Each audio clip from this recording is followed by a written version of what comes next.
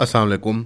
जैसे कि आप सबको मालूम है, इंडियन ऑक्यूपाइड कश्मीर के अंदर एक टूरिस्ट रिज़ॉर्ट के ऊपर, जहाँ टूरिस्ट रिज़ॉर्ट तो नहीं कहेंगे, टूरिस्ट डेस्टिनेशन के ऊपर एक हमला हुआ था। और उसके ऊपर जो तशवीश का इजहार है पाकिस्तान ने भी किया है, पूरी दुनिया से उसके ऊपर आप कह लें मुज़ाहमत, तशवीश, कंसर्न, मुख्तलिफ डिग्रीज़ की आपको नज़र आई है एक स्टेटमेंट्स ऑफ कंसर्न।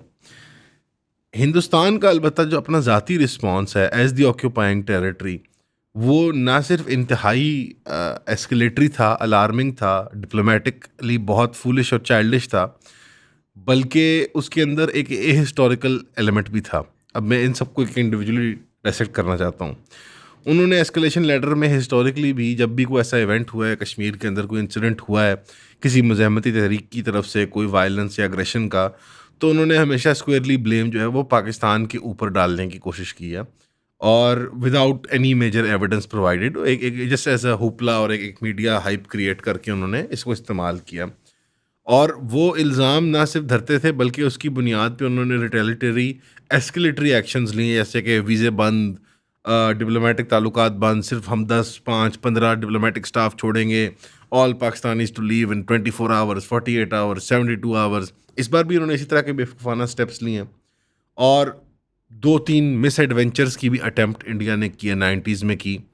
सबसे रिसेंट जो मेमोरी के अंदर हमारी जो है वो 2019 वाली, जो इमरान खान साहब प्राइम मिनिस्टर थे, उन्होंने अभिनंदन वाला जो सारा एक सो कॉल्ड बालाकोट में सर्जिकल स्ट्राइक्स जो की थी, सो कॉल्ड मुजाहिदीन की जो वहाँ पे कैंप्स थी उनके ख़िलाफ़, और उसके फिर जवाब में जो डॉग फाइट्स हुई उनमें से एक हमने उनका जहाज़ भी गिरा दिया था। उसके बाद वो कई साल तक रोना पिटना करते रहे कि F-16 था, F-16 था, जबकि हमारी एयरफोर्स और अमेरिकन जो F-16 की मैनेजमेंट भी, वो उन्होंने भी कंफर्म किया कि ऐसी कोई फ़्लाइट नहीं हुई। यानी ना वो डिफीट में ग्रेशियस थे, ना वो अपने अटैक में हमारी कंडोलेंस या हमारी कंसर्न के ऊपर ग्रेशियस थे। वो स्क्वेयरली पाकिस्तान पे ब्लेम डालना चाहते हैं। इट्स बिकॉज थोड़ी बहुत इंडियन जो टैक्टिक है वो स्पेशली रिसेंट ईयर्स के अंदर वो ज़ायोनिज़्म वाली टैक्टिक है कि अपने ईवल्स को, अपनी डिप्लोमेटिक फॉरेन पॉलिसी को, उसकी जो शर है, उसकी ईवल है, उसको प्रोजेक्ट करो अपने मुखालिफ के ऊपर, अपने दुश्मन के ऊपर। डोमेस्टिक रिलीजियस फनेटिक्स का, एक्सट्रीमिस्ट का, एथनिक अल्ट्रा नेशनलिस्ट का, राइट विंगर्स का वोट सिक्योर करो, और इस तरह की मतलब भड़काऊ बकवासियात करके। और मुखालिफ जो आपके कोई भी मुल्क या कुव्वत है, जिस तरह उस केस में फ़िलिस्तीन है या हमास के लोग हैं, और हमारे केस में पाकिस्तान है, या कोई मुज़ाहमती तहरीक हो, कश्मीर की कोई भी जमातें हों, जो कश्मीर के अंदर एक ऑर्गेनिक रेजिस्टेंस मूवमेंट है, इसको डिनाई नहीं करता इंडिया, उनके ऊपर इल्ज़ाम धरो और कहो कि यार ये कोई बहुत बड़ी साजिश हुई, आईएसआई की और फलाने और टिमाक की, जो कि एक्चुअली एक प्रोजेक्शन है। बिकॉज अगर आप रिसेंट मेमोरी के अंदर देखें तो हिंदुस्तान बलूचिस्तान के केस में और जनरल पाकिस्तान के एट लार्ज केस में आपको ट्रांसनेशनल किलिंग करते हुए नजर आया, दहशतगर्दी को हवा देते हुए नजर आया विद एविडेंस। पाकिस्तान ने ये इंटरनेशनल दायरों में भी सबमिट की हैं बातें, ये सिर्फ पाकिस्तान तक महदूद नहीं है। कनाडा के अंदर भी उन्होंने एक मिस एडवेंचर करने की कोशिश की, अमेरिका के अंदर की, और मेरे ख्याल है मुँह की खाई वहाँ पे। सारी बात है, उनका इंटेलिजेंस अपरेटस कनाडा और पाकिस्तान से कई गुना ज़्यादा ताकतवर है, वहाँ पकड़े गई इनकी ये बकवासियात और ये हरकतें। गल्फ़ ममालिक में जिस तरह की पेनिट्रेशन और इन्फिल्ट्रेशन करने की कोशिश की है उन्होंने मजदूर तबके के ज़रिए, सारी बात है, बिहार विहार से वो सारे वो मस्कीन आ जाते हैं, वो पत्थर तोड़ने और बकरियां चलाने और ये सब। उसकी मद में उन्होंने कई नेवल ऑफिसर्स आपको कतर में भी पकड़े हुए नजर आए, उनकी फांसियों का ऐलान देखा आपने। आपने कुलभूषण यादव को बलूचिस्तान के अंदर देखा, सीपैक के मामले में उसको डिरेल करते हुए। सो इंडियन मिस एडवेंचरिज्म आपको नजर आया जब से कि ग्रीन लाइट ओबामा एरा से इनको मिली है। और ग्लोबल जो एक हेजेमोन है अमेरिका, जिस वो deep deep international deep state को या इंटरनेशनल इंटरेस्ट को रिप्रेजेंट करने वाला अमेरिका है, उसने इंडिया को अपना नायब सॉर्ट ऑफ तैनात कर दिया हुआ था इस रीजन के अंदर। और इंडिया ने, ये post world war on terror की बात कर रहा हूँ, ये वॉर ऑन टेरर में पाकिस्तान कुछ देर के लिए फिर रेलेवेंट हो गया था। मेरी जाती ओपिनियन में तो कारगिल के बाद से पाकिस्तान की अहमियत अमेरिका की नज़र में गिर गई, लेकिन वो दोबारा अपनी एस्टिमेशन में बढ़ी थी जब 9/11 का हादसा हुआ, और उसके बाद फिर वॉर ऑन टेरर का एक पूरा सागा चला। बट उस सागा के फेड होते साथ ही ज़ाहिरी बात है चीज़ों ने इनएविटेबल अपने रुख में आना था, और वो यही है कि अमेरिका को एक पाले पालक, एक रीजनल इस एरिया के अंदर एक बुली चाहिए, एक बदतमीज़ चाहिए, एक ऐसा मुल्क जिसको अपने कौम की, अपनी माइनॉरिटीज़ की, अपने गरीब तबके की, अपनी इकॉनमी की ग्रोथ के बावजूद अपने ह्यूमन डेवलपमेंट इंडेक्स को गिरते हुए देखते हुए उसकी फ़िक्र नहीं है, अपने जमहूरी कैरेक्टरिस्टिक्स की फ़िक्र नहीं है, बल्कि एक फ़ैनेटिकल आइडियोलॉजी चाहिए लोगों की आंखों में धूल झोंकने के लिए, ताकि अमीर अमीर तर हो सकें और गरीब गरीब तर ही रहें। उसका नाम हिंदुस्तान है। वो ले पालक जो है हिंदुस्तान, उसने रीजन के अंदर काफ़ी फसाद मचाया हुआ है। अफ़गानिस्तान हमारे ब्रदर इस्लामी मुल्क के अंदर उन्होंने काफ़ी फसाद मचाया। जब दिल करा तो तालिबान रजीम को सपोर्ट करने लगे, जब दिल करा तो उससे पहले ANA की हुकूमत को सपोर्ट कर रहे थे। उनको बड़ी पार्लियामेंट की लाइब्रेरी और डैम और इस तरह की सड़कें वगैरह, अस्पताल वगैरह बना के उन्होंने दिए। काफ़ी सॉफ्ट डिप्लोमेटिक पावर और हार्ड डिप्लोमेटिक पावर को एग्जर्ट करने की कोशिश की इंडिया ने।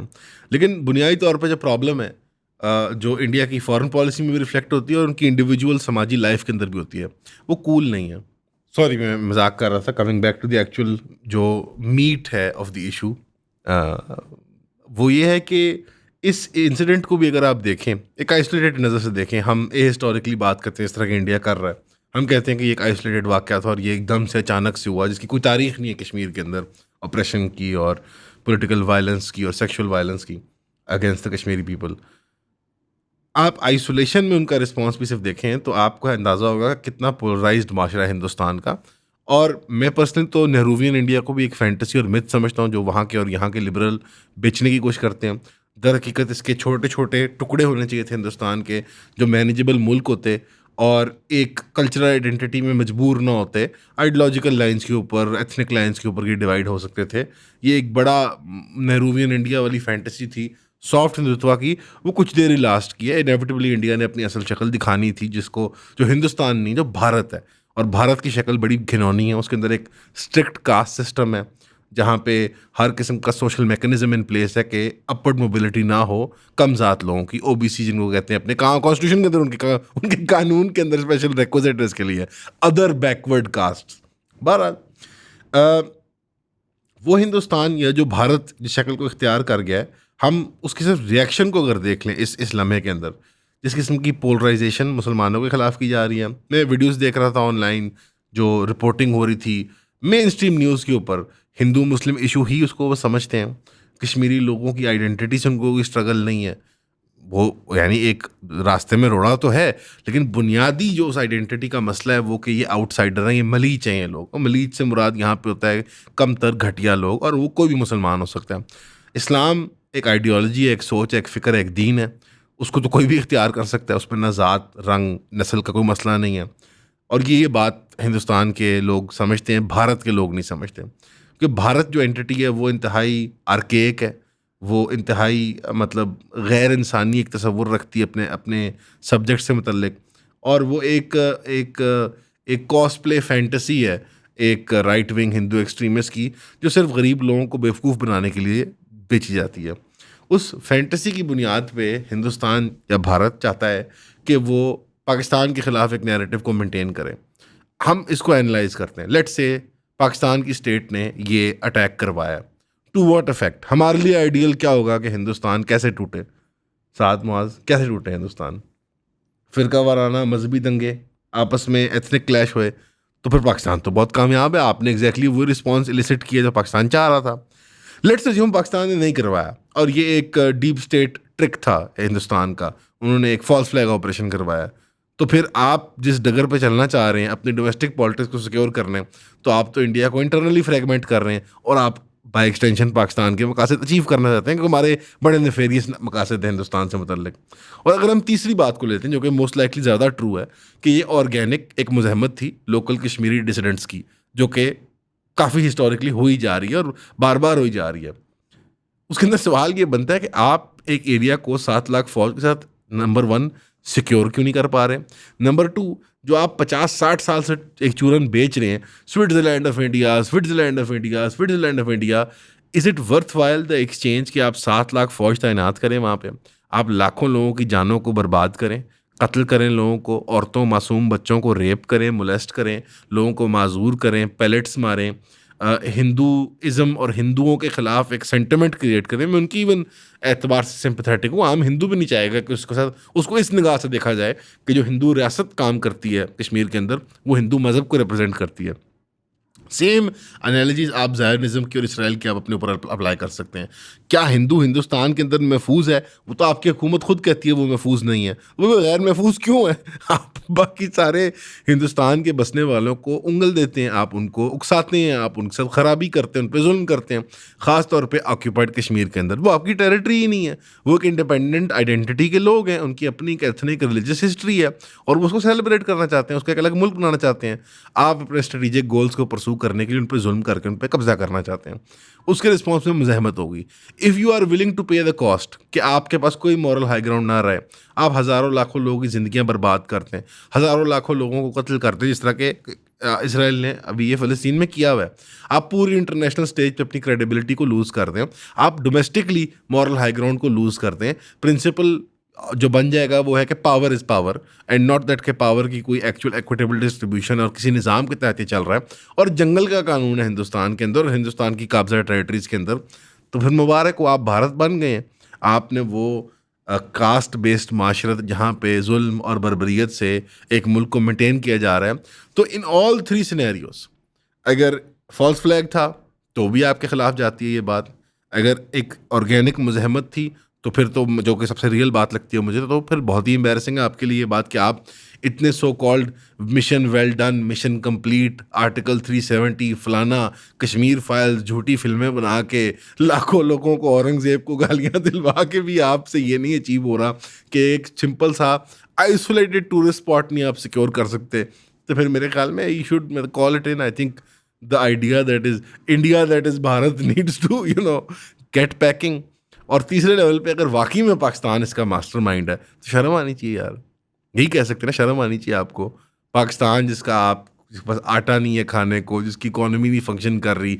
हर सुबह में उठता हूँ तो मुझे पता लगता है कि इंडियंस बताते हैं कि बलूचिस्तान आज़ाद होने लगा है और खैबर जो है वो पश्तूनिस्तान बनने लगा है और सराइकी बेल्ट जो है वो अलग होने लगी है और सिंधो देश जो है वो बनने वाला है और उसका प्राइम मिनिस्टर जो है हम वो चले मैं नहीं नाम लेता, हम प्राइम मिनिस्टर अपने किसी चीज़ को बनाने लगे हैं और पाकिस्तान तो कोलैप्स कर गया इंटरनली और हमने फलाने वो दो तीन जो यहाँ पे जिहादी तंजीमें हैं उनके लीडर हर वक्त ही आपने कत्ल किए होते हैं। हर रोज़ सुबह वो फिर जीते हैं, फिर वो शहीद होते हैं, फिर वो जीते हैं, फिर वो शहीद होते हैं। तो ये फॉल्स ब्रवाडो और फॉल्स प्रोजेक्शन जो हिंदुस्तान कर रहा है कश्मीर के मसले को लेके, फिर सबसेक्वेंटली पाकिस्तान की तरफ जो एटीट्यूड उसने मेंटेन किया हुआ है कि हम इंडस वाटर ट्रीटी को इंडस वाटर ट्रीटी इफेक्टिवली आप वायलेट कर रहे हैं पिछले कितने दिहाइयों से, इफेक्टिवली वो ख़त्म हो चुका है। बट द डिप्लोमेटिक स्टांस कि आप उसको इंटरनेशनल स्टेज पे गिव अप करना चाहते हैं, उसको वायलेट करना चाहते हैं, this is an act of war. और पाकिस्तान और बहुत सारी चीज़ें नहीं जानता लेकिन वो वॉरफेयर जानता है, बिकॉज पाकिस्तान अपने से 10 गुना बड़े हिंदुस्तान जो रीजनल साउथ एशिया का बुली है, अमेरिका का लेपालक है 90s ऑनवर्ड्स और उससे पहले रूस का लाडला था यहाँ पे, हम उसको डील करना जानते हैं। और पाकिस्तान पिछले 30-40 साल से स्टेट ऑफ वॉर के अंदर है। जायज़ न जायज़ में मॉरल डिबेट करने आज नहीं बैठा, but it is in a state of war. हमारी मिलिट्री फोर्सेस, हमारा स्टेट अपरेटस फुली इक्विप्ड है to deal with this kind of conflict, regional conflict. जारी बात है, हमको बहुत बड़ी इन्वेडिंग फोर्स नहीं लॉन्च कर सकते कि यहाँ से हम अमेरिका पे हमला कर दें या रूस पे हमला कर दें। हम रीजनल जंग लड़ने जोगे हैं, लेकिन वो हम जानते हैं बखूबी। तो कहने का मकसद ये है कि आप अपने आप को एस्केलेटरी लैडर के ऊपर जल्दी चढ़ के बहुत जल्दी चढ़ते हैं, बहुत जल्दी आपका बुखार चढ़ता है और फिर बहुत जल्दी आपका बुखार उतर जाता है और बुखार उतरता है आपका बहुत एम्बेरसिंग तरीके से। अपनी डोमेस्टिक पॉलिटिक्स को सिक्योर करते हुए पाकिस्तान को, करोड़ों लोगों को इस रीजन में उनकी लाइव्स को मत थ्रेटन करें, एक न्यूक्लियर कॉन्फ्लिक्ट को मत आवाज़ दें और एक ऐसी कौम से लड़ाई को मत आवाज़ दें जो कि सिर्फ यहाँ पर नहीं है, पूरी दुनिया के अंदर फैली हुई है। हम 2 अरब हैं and when push comes to shove तो हर एथनिक लिंग्विस्टिक बॉर्डर आइडेंटिटी जो होती है वो पीछे रह जाती है, ख़ास तौर पर जब एक्सटर्नल वॉर और कॉन्फ्लिक्ट आपके ऊपर थोपा जाता है।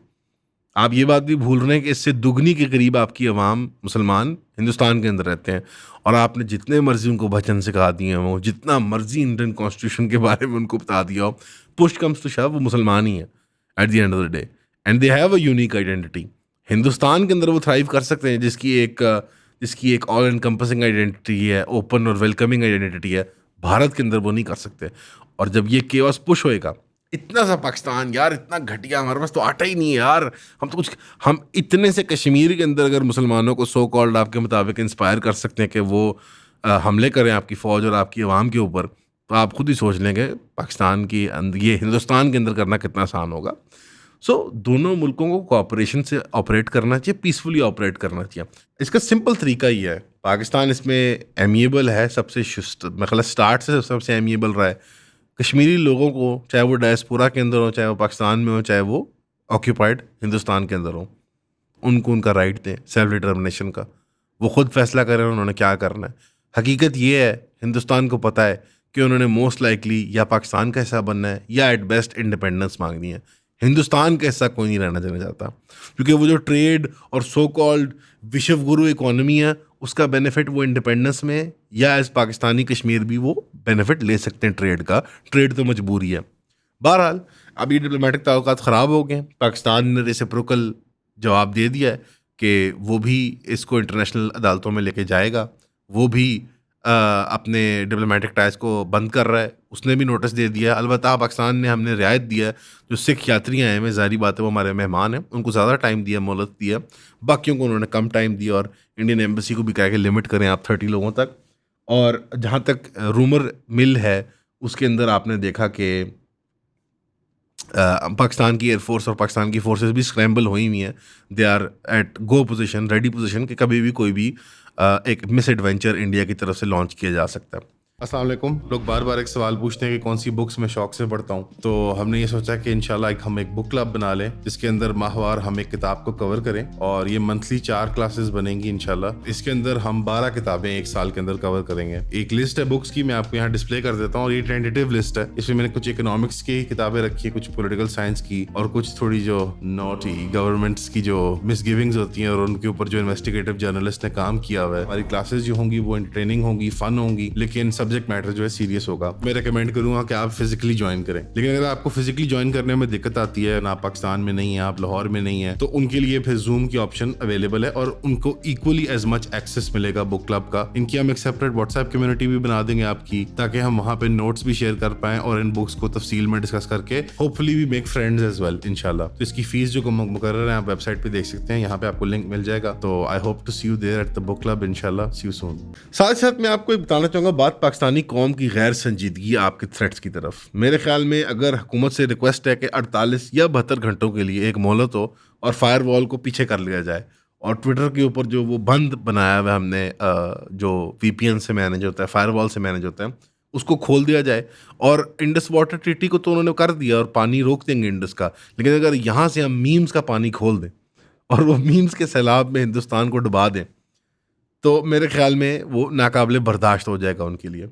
अगर आप लोग ऑनलाइन हैं इस वक्त, तो आप देख सकते हैं कि पाकिस्तानी कौम कितनी गैर संजीदगी के साथ रिएक्ट कर रही है इस चीज़ को। इंडिया के थ्रेट्स जो हैं वो ना सिर्फ इन्फेंटाइल होते हैं, बल्कि वो एम्प्टी थ्रेट्स होते हैं, और वो बहुत शोर मचाने वाले थ्रेट्स होते हैं। उनके अंदर सब्सटेंस बहुत कम होता है, और उसका रिस्पॉन्स देने की कैपेबिलिटीज़ जो हैं पाकिस्तान की, उसमें भी अवाम का खासा ही ट्रस्ट है। हमें मालूम है हमारा बजट जो है वो एजुकेशन में इतना बुरा क्यों उसका हिस्सा बनता है, या हेल्थ में उसका इतना कम हिस्सा क्यों बनता है।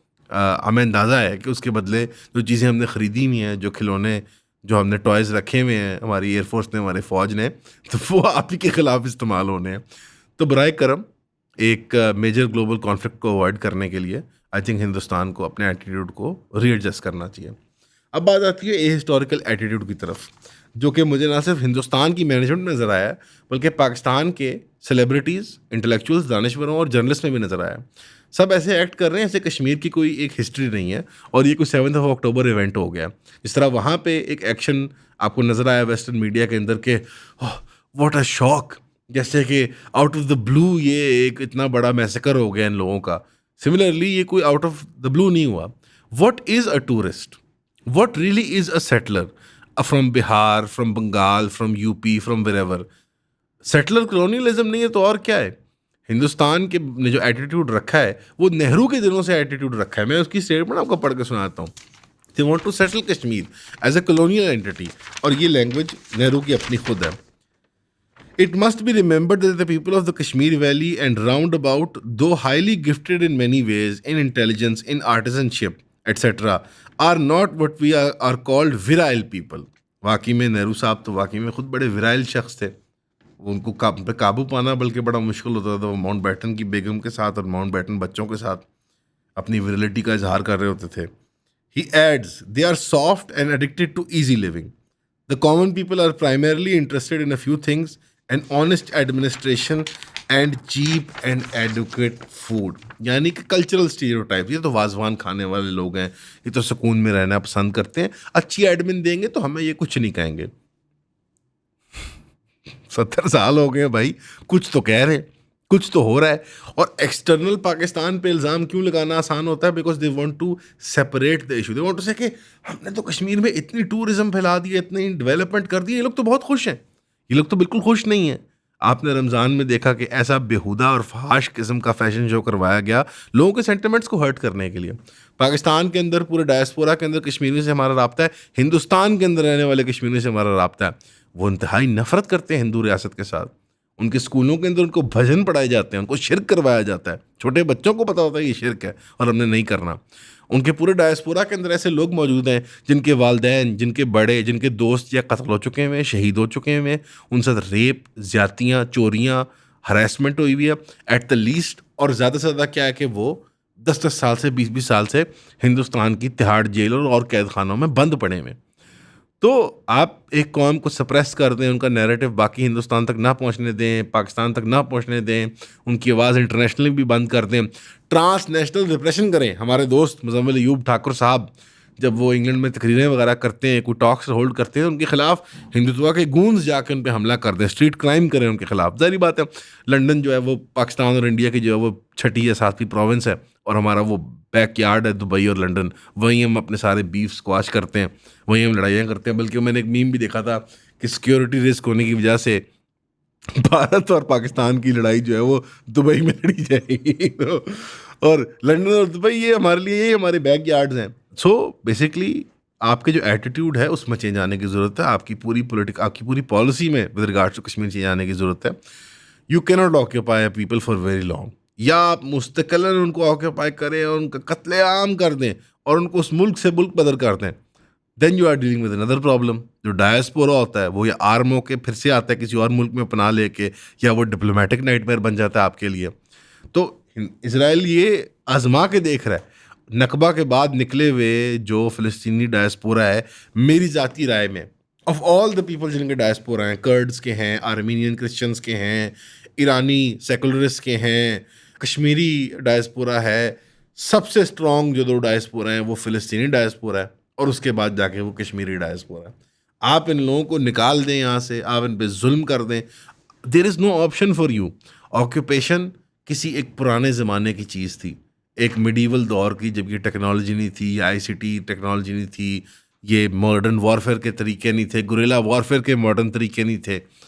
ऑक्यूपेशन ज़्यादा देर लास्ट नहीं कर सकती। आपने 70 साल 80 साल तजर्बा कर लिया, आगे भी देख लें। आगे भी हिंदू गैर महफूज होंगे, आगे भी लोगों को मज़हब के नाम पे और चीज़ों के नाम में दंगों में मारे जाएंगे, दहशतगर्दी के हमलों में मारे जाएंगे, डिप्लोमेटिकली आप जगह जगह एम्बेरस होंगे। अभी आप अमेरिका की जो गुडविल है, जब जेडी वैंस भी वहाँ पे ये डील करने आया हुआ था आपके साथ, अब उसको एंजॉय कर रहे हैं। द मोमेंट अमेरिका आपके मामले में नरम पड़ जाएगा तो आप क्या करेंगे? आप हिंदुस्तान के मुसलमानों को क्या जवाब देंगे? आप और माइनॉरिटीज़ को क्या जवाब देंगे? आप नागालैंड के लोगों को, कश्मीर के लोगों को आप क्या कहेंगे? मणिपुर के लोगों को कुछ भी नहीं कह पाएंगे आप टूथलेस होंगे, आंसरलेस होंगे। और आपने उसका रिजल्ट भी देख लिया।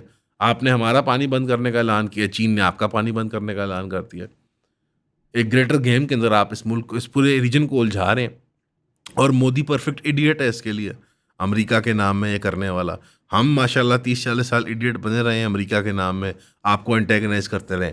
अब the shoe is on the other foot. आप भी देख लें पाकिस्तान में होने का क्या रीजनल बुली होने का कैसा होता है। कोई नहीं, ठीक है। मैंने कहा था ना, कूल नहीं होते, इंडिया कूल नहीं है। उसको वैसी मौका मिला है तो उसको समझ नहीं आ रही। और आखिरकार मैं पाकिस्तानी रियासत, पाकिस्तानी दानिश्वरों, मजहबी रहनुमाओं, बड़े बड़े इंटेलेक्चुअल्स हमारे में बैठे हुए हैं यहाँ पे, आप जो फ़िलिस्तीन और इसराइल के मसले को अपने से कोसों दूर मान के बैठे हुए हैं। ज़ायोनिज़्म का सबसे बड़ा फल इसराइल से बाहर, फ़िलिस्तीन से बाहर, ये हिंदुस्तान आपकी बगल में बैठा हुआ है। It is a known fact कि Zionist tactics, military, urban policing, नाकाबंदी की, हरासमेंट, लीगल निज़ाम को मैनिपुलेट करना, वो सारी की सारी एक्सपोर्ट होकर हिंदुस्तान के कश्मीर में आती हैं। और वहाँ पे एक्टिवली आईडीएफ और इजरायली इंटेलिजेंस जो है वो मोसाड जो ट्रेनिंग भी देती रही है इंडियन फोर्सेस को और इंडियन मैनेजमेंट को। आप ज़ायनिस्ट प्रोजेक्ट को अपने पड़ोस में विटनेस कर रहे हैं, और वहाँ पे तो मेरे ख्याल में इसराइल तो फिर कुछ हद तक लिप सर्विस भी कर लेता है, कुछ ऐसे दानश्वर भी पैदा कर लेता है जो उसको सॉफ्ट इमेज देने की कोशिश करते हैं। हिंदुस्तान तो माशाल्लाह डग गई है इस मामले में, वो तो खुल खुला के फाइनल सोल्यूशन और ये हिटलेरियन किस्म की, फैशिस्टिक किस्म की जेनोसाइडल बातें करता है उसके, और ये कोई आम राह चलते लोग नहीं है, उसके रियासत के मानने वाले। तो अगर पाकिस्तान की रियासत कंसिस्टेंसी चाहती है कश्मीर के मसले में, तो उसको फ़लस्तीन के मसले में भी आवाज़ उठानी होगी। महमूद अब्बास और फ़तह की मैनेजमेंट को मिलना ये काफ़ी नहीं है, बल्कि ये वर्स है। महमूद अब्बास के एम्बेसडर को मिलना यहाँ पे चीफ साहब के लिए ये ऐसे ही है जैसे वो उमर अब्दुल्ला के एम्बेसडर को मिल रहे हो, और हम कहें कश्मीर की जो रियासत है सो कॉल्ड सीएम कश्मीर है, जो कि चलता दिल्ली से है, जो अपने कमरे की हद तक ही मेरा ख्याल है वो सीएम होता है उमर अब्दुल्ला, हम उसको कहें कि ये लेजिटिमेट गवर्नमेंट ऑफ कश्मीर है। उसी तरह ये है कि हम पीएलओ या फतह को माने, और जो सही वारिस हैं फ़लस्तीन के, अहले गाज़ा और डायस्पोरा में जो लोग जिन्होंने वोट दिए हैं, जिन्होंने सपोर्ट किया मज़ाहमती तहरीकों को, आप सब उन तहरीकों को जानते हैं, वो है असल फ़लस्तीन, और वो है अक्सरियत की आवाज़ फ़लस्तीन की, महमूद अब्बास और फतह नहीं। वहाँ पे कंसिस्टेंसी दिखाएंगे तो कश्मीर में आपको कंसिस्टेंट रिस्पॉन्स मिलेगा। कश्मीरी लोगों का fate diplomatically, international rules of politics के अतबार से और वॉरफेयर के अतबार से डीपली टाइड है फ़लस्तीन के लोगों के कॉज को। और आप फिर कश्मीरी घरों में चले जाएं, आपके कोई दोस्त हो कश्मीरी, यकीनन उनके बड़े उनको हमेशा फ़लस्तीन का सबक भी पढ़ाते होते हैं, बिकॉज एक मॉरल कंसिस्टेंसी है इन दोनों की फ़ाइट के अंदर। वो एक एंड है इस्लाम का और ये एक एंड है इस्लाम का, जब तो दो बड़े महाजों के ऊपर, मुसलमानों के ऊपर अब 100 के करीब सालों से जुल्म और बर्बरियत हो रही है, और वो तने तन्हाई खड़े हैं। पाकिस्तान के पास यहाँ भी मौका है, वहाँ भी मौका है, वो बहुत अच्छी परफॉर्मेंस दे सकता है। अल्लाह के हजूर भी और दुनिया में भी पाकिस्तान के मुकद्दर खुल जाएंगे अगर वो स्पाइन दिखा देता है इस लम्हे में। बाकी जो इंडियन भाई बहन सुन रहे हैं, बहुत अफसोस हुआ हलाकतों का सुन के। ज़ाहिरी बात है, अगर कुत्ते का पिल्ला भी मर जाए तो दुख तो होता है। ठीक है, ये पता है किसकी स्टेटमेंट है?